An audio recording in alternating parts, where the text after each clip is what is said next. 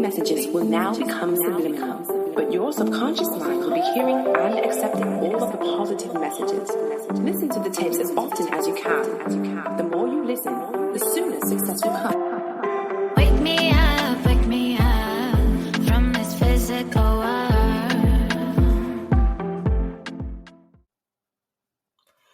Welcome to another episode of the Awaken Your Positive Inner Voice podcast. I am your host, Kenya Zandrowicz.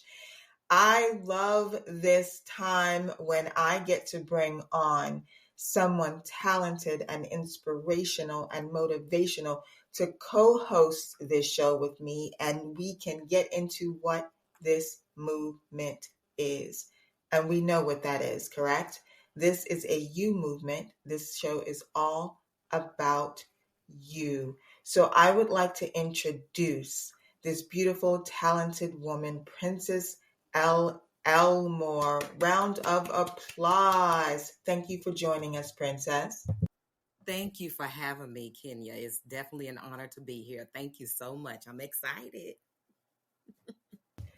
Me too. And I know who you are. I've read the list, your bio. You are one talented actress, and you are one talented human being. I mean, production and you got an entire family, 4 boys, and you're doing all of this with them, with all that support. So if you don't mind, just tell my listeners a little bit about yourself. Well, like you said, Kenya, I'm a wife of 28, going on 29 years in February. It's of 4 young men now, because they are just, all of them are grown except for my last one. He is 17 years old. My 2 youngest, Darian and Donovan, they have tried to follow along in my path as far as acting is concerned. So they do some, they dig into the acting field as well, and all some other kind of stuff that they're interested in. I am a grandmother of 2 beautiful little girls, Cree and Kira. Kira is our youngest one. I get to see her often. My other son stays in Kansas, so unfortunately we don't get to see her that often, but she's down here for a whole month, once in a year. I am an actress. I am a singer. I'm an acting coach for kids and adults. And in my spare time, my husband drags me off to different places that he wants to go and see. He can't be still, so he does do a lot of traveling. He loves to stay in the casinos and all kinds of stuff. So I'm just all over the place, I'm telling you. And I just love my Lord and Savior, Jesus Christ. He's my all, my everything. I give him the utmost glory and praise, because I know if it wasn't from him, I would not be where I am now. Even though my career, I feel, is just now really taking off for me. Been in this industry for almost 20 some odd years, but it seems now it's really, really taken off. And I just know that God is going to take me to a bigger and better place in my career. And I just cannot wait. But whatever doors that he's opening for me, I'm ready to step into it. Well, I understand that, and I hear you loud and clear. Because you have been in this industry for so long, and you just said something magical to me. It is just now taking off. Mm-hmm. This show is about speaking kindly to yourself and being your own cheerleader.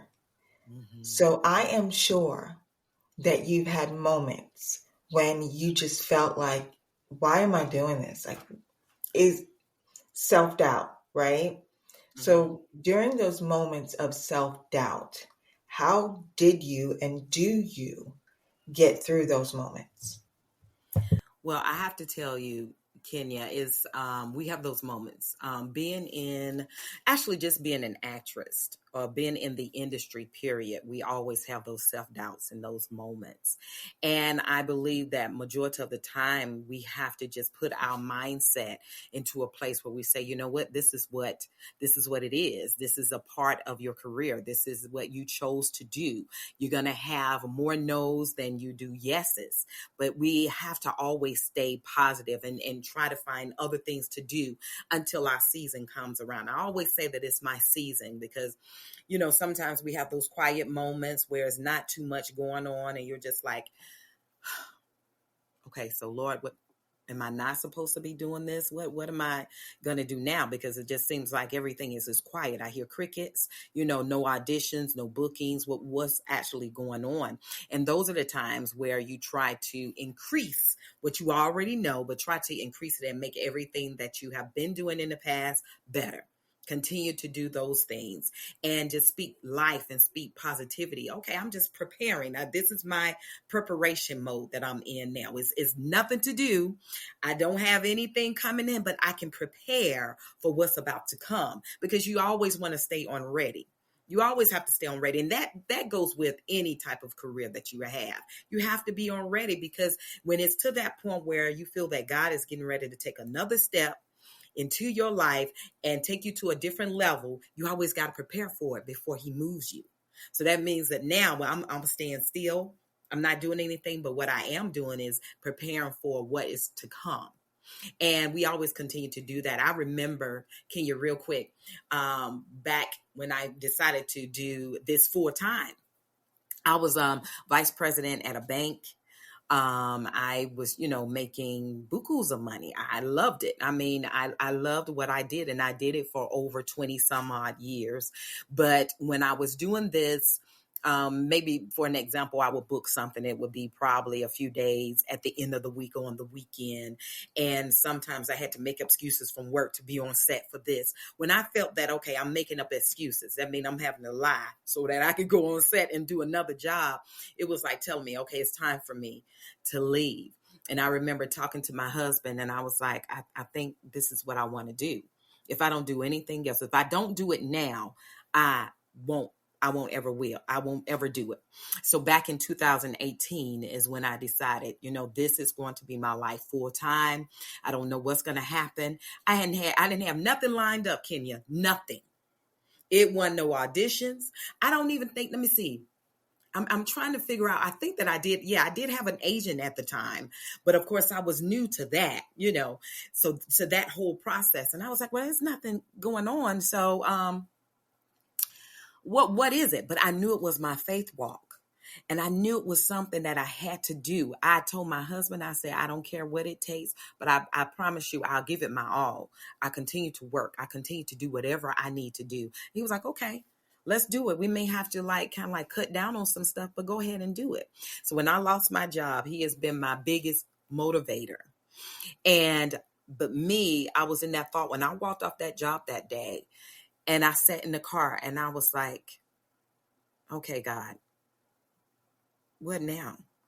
What am I going to do now? I left my job. So what am I going to do?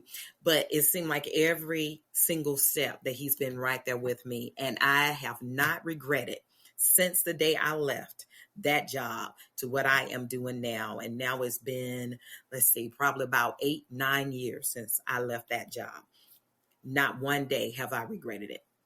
Because I knew it was something I knew, when you know it's something that God gives you, these different gifts, and he's calling you to do these different things. And when he does, you don't know. It's just something you know in your mind, in your heart, in your spirit. Okay, it's something I have to do. So I'm leaving.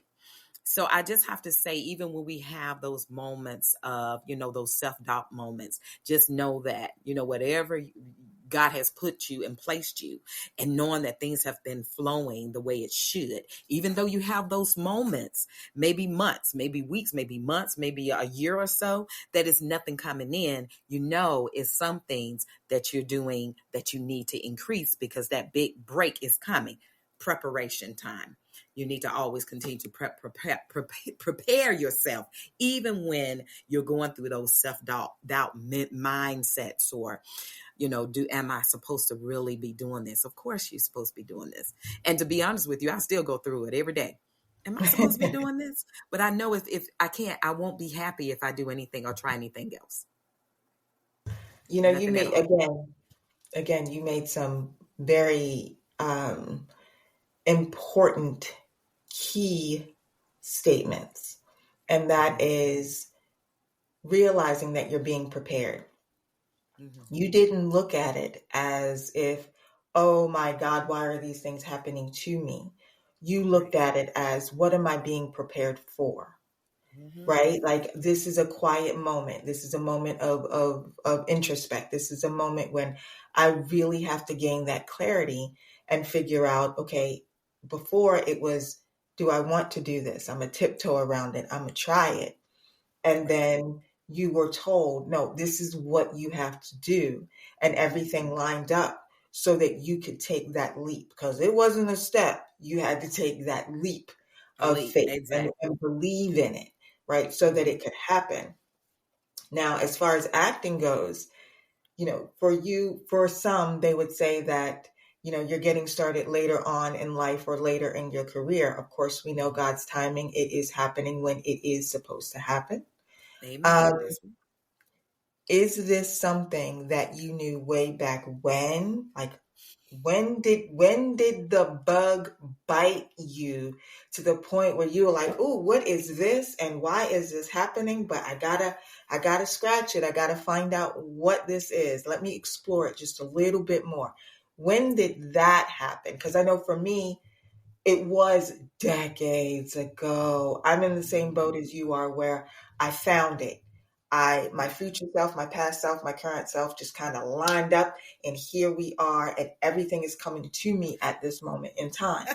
So when was it for you that way back when you dipped your toe in the water and then you were like, I think I can do this? Now, my guess is you thought you could do it years ago. You pulled back just a little bit and you stayed with what you thought was safe. But when was it for you early on when it finally, you finally decided acting is definitely something that I want to pursue? Oh my gosh, Kenya. Okay, so let me start with back in elementary school.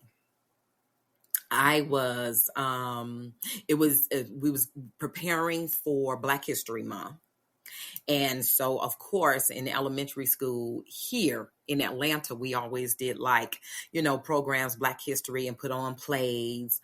And this particular play, and it's so crazy that I even remember the role that I played and everything. But I think I was probably like in the third grade, and it was a play. It was a lead slave in this play. Can't remember the name of the play, but my character, her name was Cowslip. And I remember having that role and being able to perform. And at third grade, you're probably like scared or anything. And I was a quiet little girl. I wouldn't say too much. But if it was something that I was doing in the public eye, it was like, okay, this quiet person is going to make a 360. So when I got up there on that stage, it was like totally different.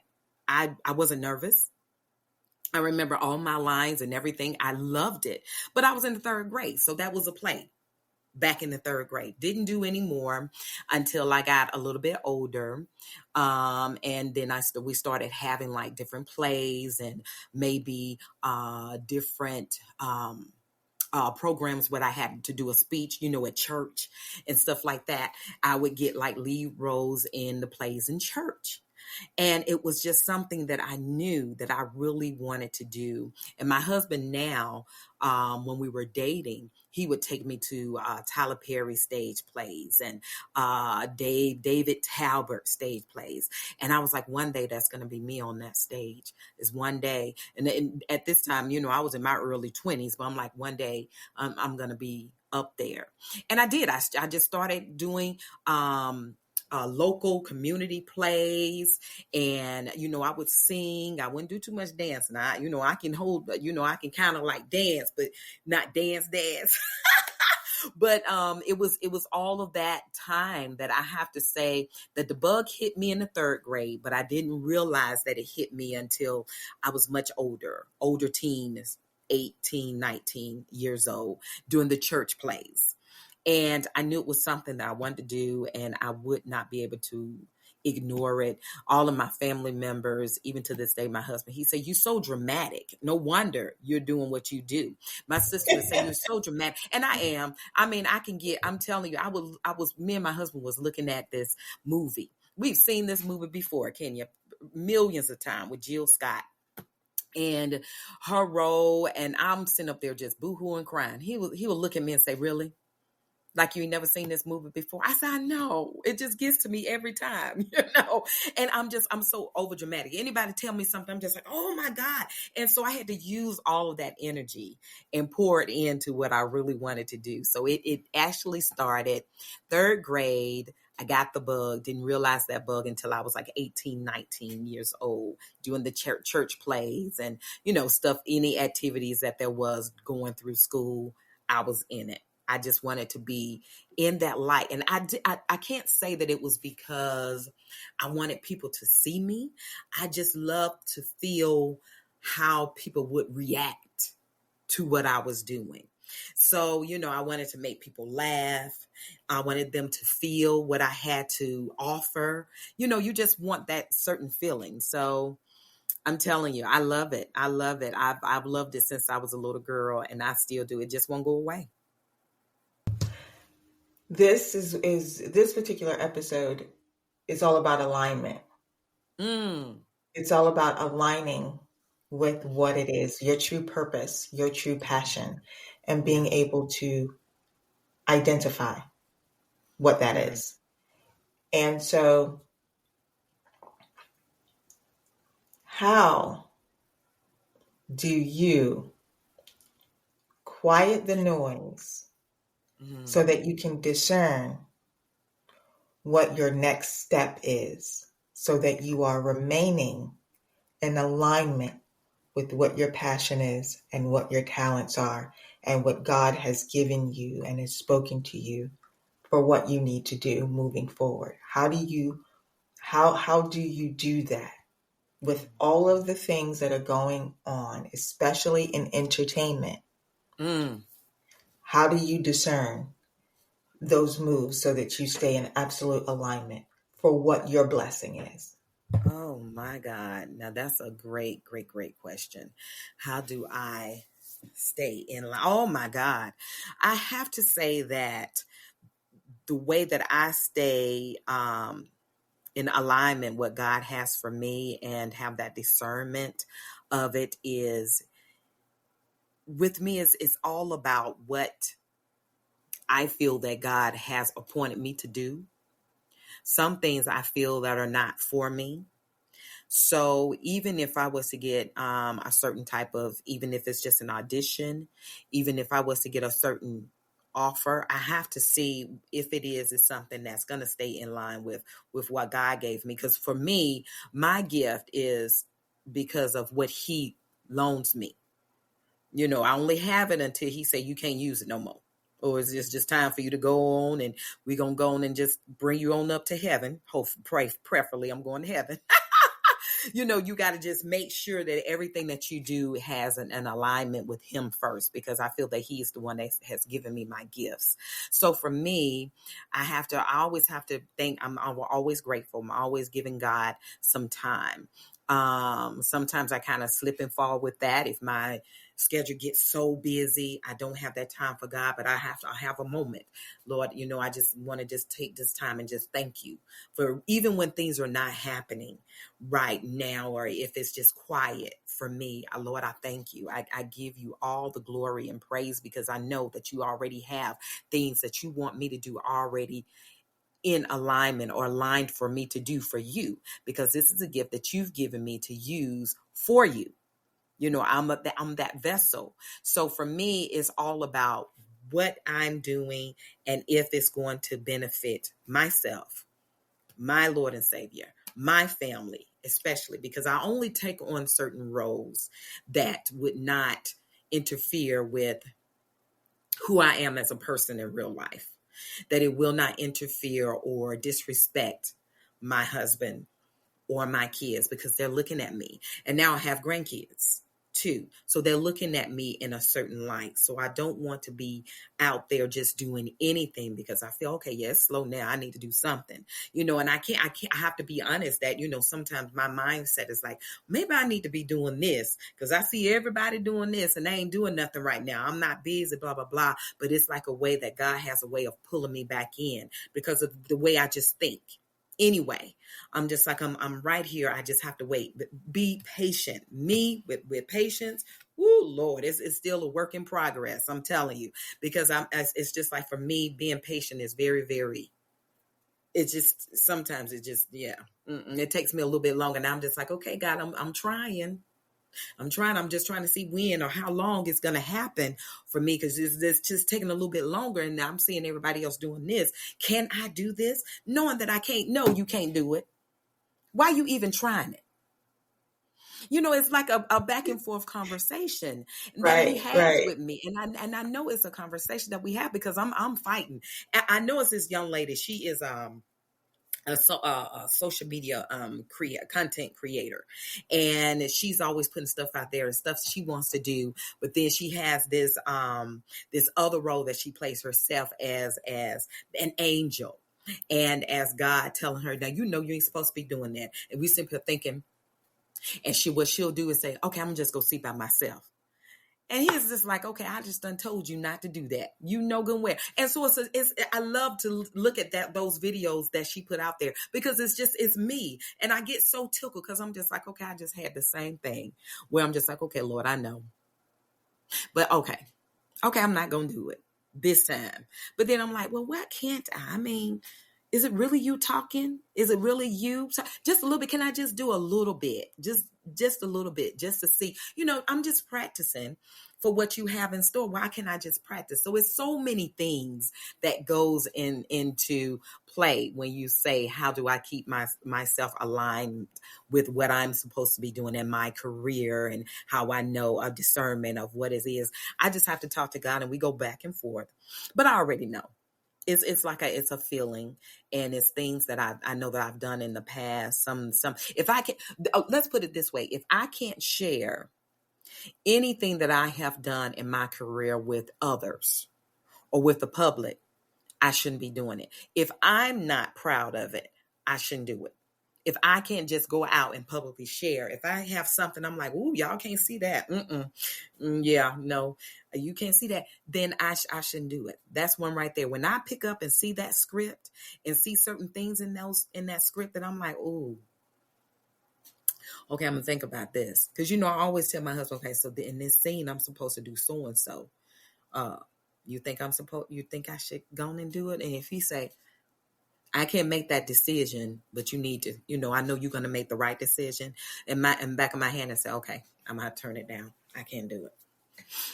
Because I already know it's not going to be in alignment with what God has promised me, what he's given me. And it's people that depend on me to stay in this little box with certain things that I've already said that I'm not going to do. Even some movies that I have, and I have to say a profane line or profane word or whatever, I've done it, but I'm just like, it's just part of the career. I have, it's just part of it. I don't do that on the regular. That's totally different. But if it's something out of line that I know that I cannot do, like on the sexual side of it, being completely nude, that's something I don't even have the body for that. So I'm not going to do that. I just don't have the body for all this stuff. So it's just sometimes for me, it's just having a conversation with God and just actually knowing what I think everybody has stipulations. Some of them, they're willing to do whatever comes with it. But with me, it is some stipulations because I have people that sees me in a different light. And I at least try to, be able to stay in that alignment, even if it's some that be like, ooh, honey, will you you did that role and blah, blah, blah. I can't even see that because I know you so sweet, sweet. Okay, that's just showing my versatility. I'm versatile and I can play those different roles, but I won't go all the way far over to the left. I know that I can't do some certain things because it's just going to take me way off track. So I really have to talk to God about it, no matter what it is. If I don't know what's going to happen. I just don't know. You've learned the art of being mindful. You've learned the art of taking the eagle's eye view of a situation. It doesn't matter what it is, whether it's a role or even in life, because it sounds like that you are the type of individual where you are very much aware of what's happening around you and very much aware of the repercussions of whatever it is, whatever that step is, whatever that decision is. You're like, okay, I'm thinking about this. I have to do this. But once I do that, what's the ripple effect of that pebble in the water? My choice. Absolutely. And that is something that a lot of people, I feel personally, are missing today because they're not learning how to quiet themselves and listen to God's source, energy, universe, however it needs to come in. And when you think about social media, it bombards you with the good, ooh, shiny. And people forget that it's ooh, I'm shining. So sitting there and with yourself and understanding who you are and asking yourself, is this for me? Am I doing what it is that I know my soul purpose is here to do in this vessel, like you said? Mm-hmm. And so knowing that about you, that leads me to say, I can see why you are an acting coach, because you're not just teaching them the art of acting. Mm-hmm. You are ministering to them through the art of acting. So tell me a little bit about how you went from deciding I'm going to be in front of the camera to I'm going to help millions of people exude that energy, but that good mm-hmm. energy out there to the world. So tell me about how you made that transition. Well, let me see. It was probably, I couldn't say that it was all of my decision. My coach, Jonna Nageli. I always pronounce her name wrong. That's probably not right, but it's Jonna Nageli. I have been with Coach, and I call her Coach J. I have been with her over 10 years. I don't see her often now, but if I book a certain role and I know I need some extra help, it was one I just finished last year, and I always have to call her.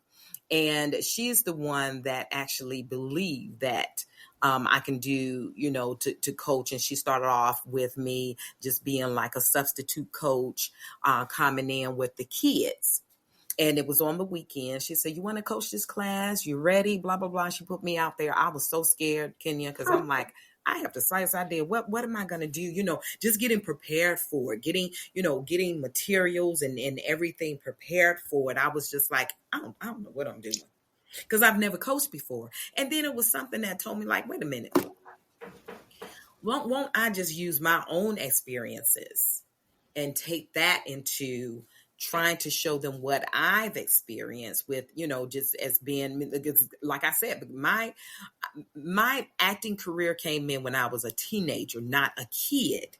But I did things as a kid that started with the plays in school. So I was just like, okay, so let me just take myself back. Let me be a substitution for myself when I'm trying to coach others.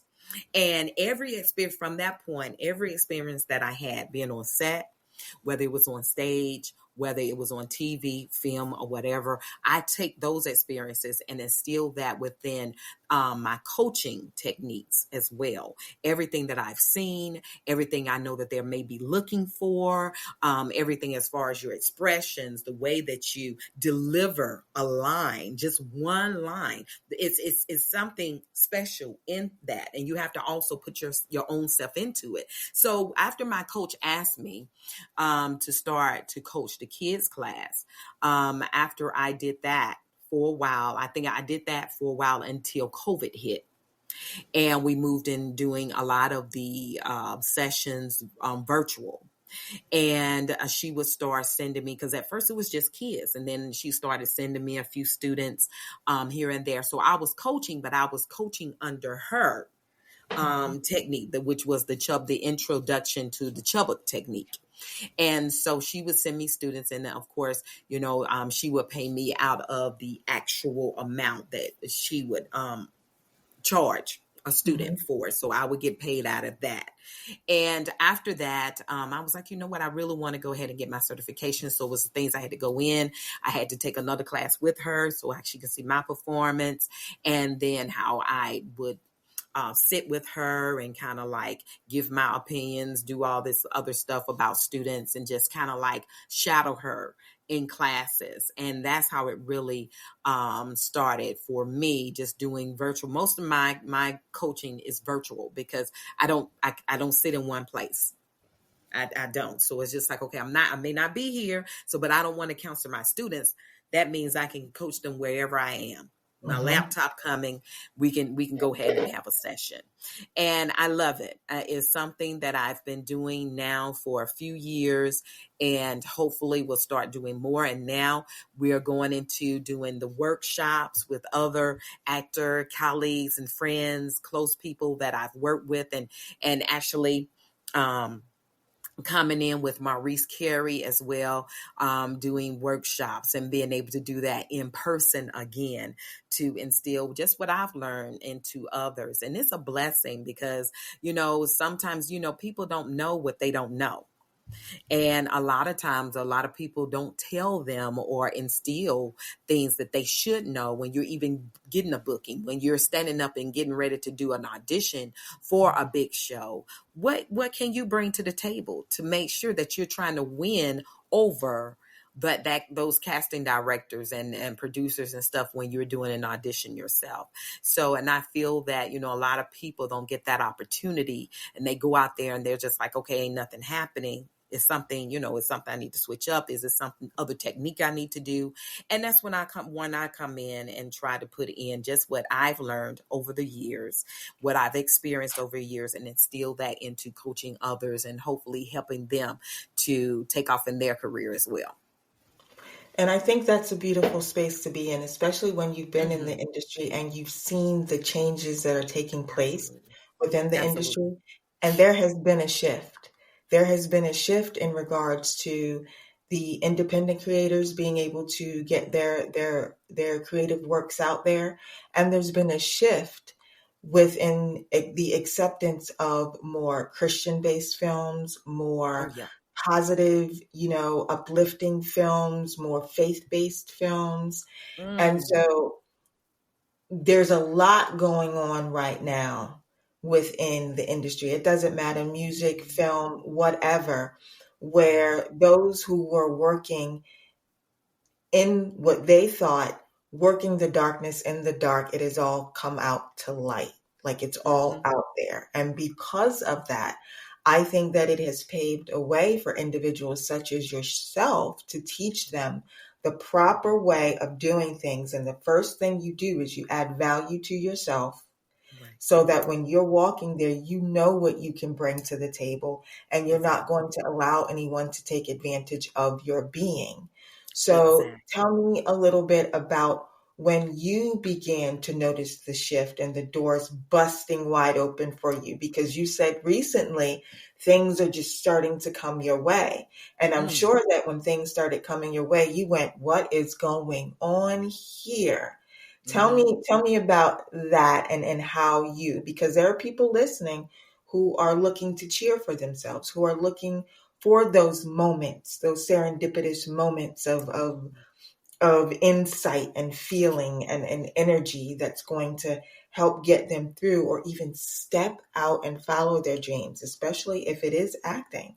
So how did you notice it? Like what did you say when you saw that shift and you're like, Hollywood's changing, everything's changing, something's going on? Do you remember what that moment was? I do. And it was recent. Like I said, I started when I started in TV and film. I started off doing a lot of indie films, a lot of stuff I did pro bono just to get the footage and get my feet wet. And I have to, let me give this shout out because I never shout them out. And I think it was because of them that I began to get more opportunities than I was aware of.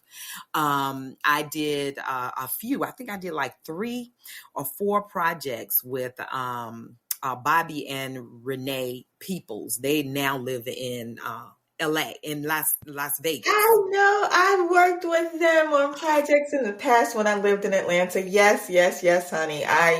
Give them their shout out. I give them 1, 2, 3, 4, 5 as well. So yes, Listen. Yes, ma'am. And they really believed in me. I auditioned for, it was a walk-on. It was a walk-in. And I almost met, I always tell this story because I almost met Bobby Peoples at a gala some years ago, and me and my husband went to. And but I knew about him because I saw a few of him and his wife indie films. And I remember seeing him at this gala, and I was so nervous. I was like, well, I know that's Bobby, but I ain't gonna go because I didn't know what he was gonna say. And to his day, I tell him that. So he said, I don't know why you didn't come over and talk to me. I said, because I was scared. I ain't coming over to talk to you. I was scared. So he was like, but he after that, shortly they had like a competition or something that you can go on to their podcast that they had and answer some questions about what happened on their podcast and stuff. And you'll get a walk-in role from one movie. That walk-in role led to me getting a couple of lead supporting and lead roles in other films. So I did quite a few with them, just for them believing in me and I guess seeing something special in my craft. They one day happened to call me, and I received an audition for a Lifetime movie that I played Omar Gooding's mother in. And that was so big. And I remember when they called me, I was crying on the phone. I think I dropped the phone.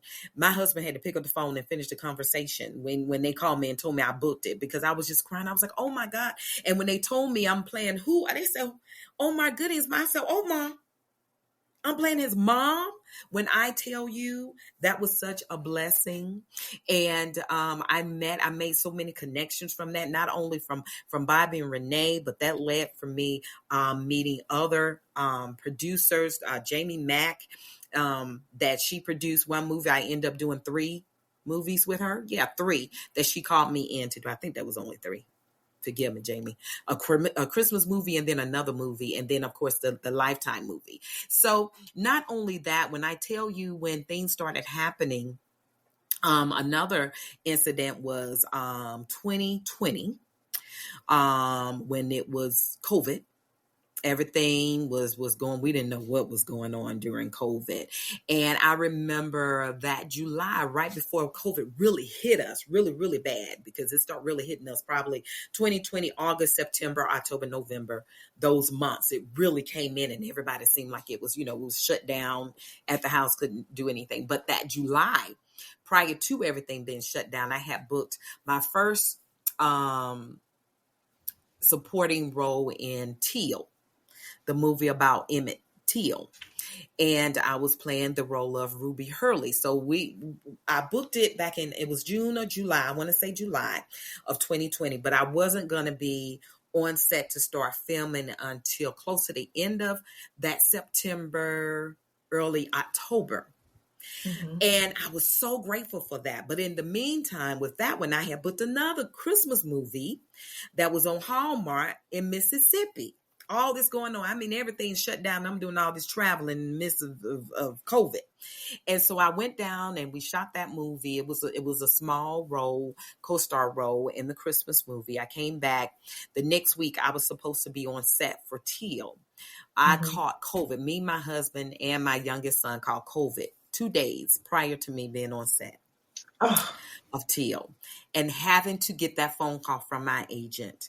The first thing is waking up. I knew I was feeling sick, but I was hoping and praying it was just my allergies. Mm-hmm. Going to take the COVID test. You wake up at 4:00 the next morning, seeing that big old thing that comes back from production saying red is COVID, and you're not going to be able to take on that role. It was very heartbreaking. And I remember going into my prayer closet, and the first thing I said, I was crying, boo-hooing, crying, boo-hooing, crying, boo-hooing. And I said, let me go and pray. I said, Lord, I said, I know that you didn't bring me this far to take this away from me. This is my first, because that was the first role that I had that was big. We're talking about huge with Whoopi Goldberg and all these different A-listers. And I was like, oh my God, this is my first. I said, Lord, I know you didn't bring me this far to just not just take it away. I said, I don't know if it's going to be something bigger that's going to be in the place. I don't know, but I know that you didn't bring me this far to leave me. So after that, I did that prayer. After all the crying I have done, my agent telling me that, yeah, they're going to have to replace you. You're not going to be on there. All that was so heartbreaking to me. After I said that one prayer, I was done crying. I was like, you know what? If it's for me, it's going to happen. God is just going to work it out. I'm done with it. Right. So I couldn't cry no more. 2 weeks go by. My husband is well. I'm well. My son is well. Me and my husband sitting up here looking at TV. My cell phone rings. And it was the first AD for the movie Teal calling me. And I'm looking at the phone like, why is Steve calling me? And so I'm like, instead of answering the phone, I'm like, why is he calling me? So I finally answered the phone. He was like, hey, Princess, what's going on? How are you doing? But I'm like, yeah, I'm doing good. He said, everybody doing good? I said, yeah, we're doing good. We tested negative for COVID. Everybody is well. But thank you so much for asking. He was like, yeah, well, I was calling to see if you'll be able to come on set this weekend. I'm just like, yeah, I'm available.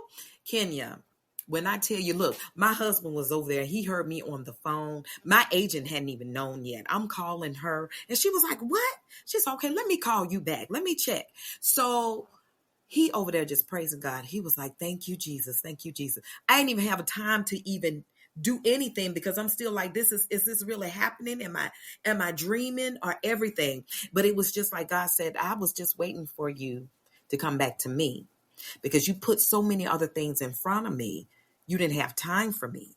So I had to just push it to the back burner. But that role was already for you. I was going to give it to you. It was just a little late, but I needed you to realize who it was coming from. And when I realized that, I was like, Lord have mercy. My agent called and she was like, yes, Prince. She said, they want you for the same role. 2 days turned into 2 weeks on set for the movie Teal.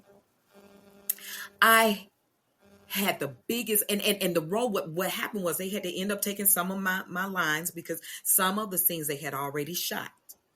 But I'm saying to myself, that don't nobody know me. And the person they had in mind to fill that spot was a bigger actor than me. They didn't have to call me back, but everything was already in line. God had already put that into play. That was for you. And I remember when I wrapped and I talked to the director and I said, thank you so much for having me. You did not have to do it. She said, yes, I did, because that role was for you. And every time I get so full with that. And even though that role wasn't as big as all the others that follow behind it, that one will always be special to me because I knew exactly what I had to do in order for God to just take place and take it over, because I had already talked to him. And then when you put your faith into it and know that, okay, I'm done with the crying. I done cried. It ain't doing nothing but making me feel more congested. I'm up here sick. I'm like, I can't keep crying. It's got to be a way around this. But when I went in and talked to him, I just knew it was done. Because if it was for me, God was going to make a way, and that way came. So when I tell you what happened and what transitioned, I had to make sure that myself was aligned with God in order for me to be aligned with everything else he already had in place. And everything else started booking. I mean, the auditions and the booking started coming back to back. I was still on set with Teal. I started getting booked with the show Atlanta. Then I got booked with Dynasty, then Ordinary Joe and Chicago Med and The Shy. And all of them just kept coming back to back, back to back, back to back, back to back. And I was like, okay, thank you, Jesus. because I knew that I had to, okay, I know, okay, you told me I have to I got you. And so we're here now. Because it's like I can't do this anymore. And looking at me, we're Mhm. here. Because whatever you have in store is going to come and be instilled in me, no matter what happens, no matter what you say, that you thinking that you can't do it, or I'm too old, I'm too young, I'm too this, I'm too that. No. Mm-mm. Honey, I promise you, I am right there with you. I've done, entertainment shows in the past, and Mm-hmm. it was not until I was able to quiet myself and become aligned and understand that I am here to be the best human being, the best version of myself, the best vessel, the best conduit that I possibly can to help others find their way back to themselves, so that they can become a better version of who they are, follow their dreams and reach their goals, and those seeds that were planted years ago. Because you go back and you think about when you were a Mm. child, when it was first planted, and then came Yes. all the fertilizer and all the things you needed to grow from. And so now you're in your harvest season at this moment in Yes. time. You are reaping the Mm-hmm. benefits. And now things Mm-hmm. are coming to you because the door is open. It's open. You're clear, right? Yeah. You don't have any self-doubt. Now sometimes you can be doubtful, but you're able to pull yourself back. You're able to, have that inner Absolutely. dialogue and get yourself back where you need to be. Mm-hmm. And we're coming up to the end of our show, but I would love for you to, one, those who are aspiring to get into this industry, please offer them some of your words. I'm not even going to say words, your wealth of wisdom that you can offer them as they dip their toe into the water and they decide that this is something to do. And then after that, please let everybody know where they can find you, where they can learn from you, where they can get to know you. Absolutely. Absolutely. Well, first, I always say be patient, never give up, and also focus on if this is something you really want to do, because it's a lot of sacrifice. It's a lot of creativity that you have to put into this type of career, and never give up on yourself, because like I said earlier, Kenya, you're gonna see more no's than you get. You get a Mm-hmm. handful of yeses and a whole plethora, whole box full of no's before you get the 5 yeses, right? So make sure you stay positive. Do not give up on yourself. Do not doubt your gift, and just keep on shining. Just keep on pushing, no matter what the obstacles are, no matter what may come in face of you, because all of us have been there. We're still going through some obstacles, but we got to learn how to push those out the way and just push through everything that you're trying to get through. Anything that's negative, the naysayers, put that out of your ear, block it, because you know what gift God has given you, and there is no time limit on it. There's no time frame on it, that you have to be a certain age, that you have to look a certain way, that you have to be a certain weight, anything, because I'm a thick girl. I'm thick and I love it. And you just have to make sure that you stay focused, stay positive, and know that God got you no matter what is going through. Just keep the faith, stay positive, and do what you have to do. Perfect. Nothing else. Just keep striving and never give up. And how you can reach me, please, on Instagram. Please follow me on I am Princess Elm. That's PRINCESSELM, the first 3 initials of my last name. And also on Facebook is Princess LaShawn Elmore, or Princess L Elmore. I have 2 out there. And on Twitter is Princess Elmore. YouTube page, Princess Elmore. It's very, very simple. And I hope to see you guys and link up to me so you'll know what's going on.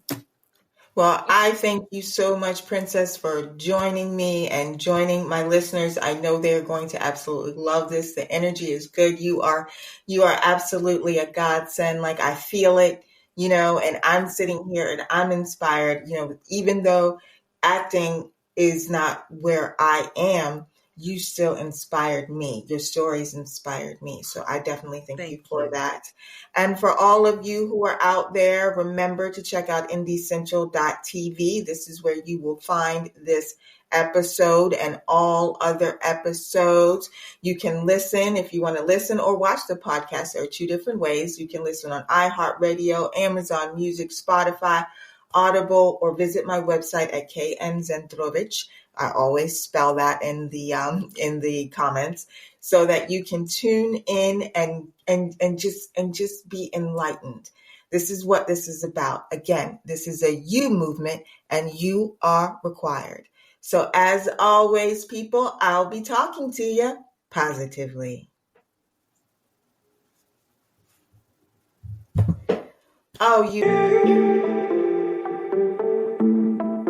These messages will now become subliminal, but your subconscious mind will be hearing and accepting all of the positive messages. Listen to the tapes as often as you can. The more you listen, the sooner success will come. Wake me up from this physical world. Then shake me up, so I can see the world. Oh, pick me up from the illusion world. Ooh, damn baby, kiss me up like it's the end of the world. Walking down the streets of my dreams, why it seems so real. I can't believe I see what's really real. See the things we feel, we can make them disappear, 'cause the time is near. You see,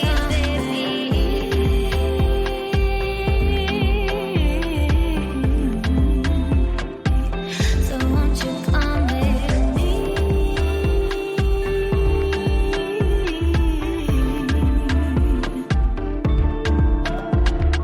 Wake me up from this physical world. Then shake me up so I can see the world.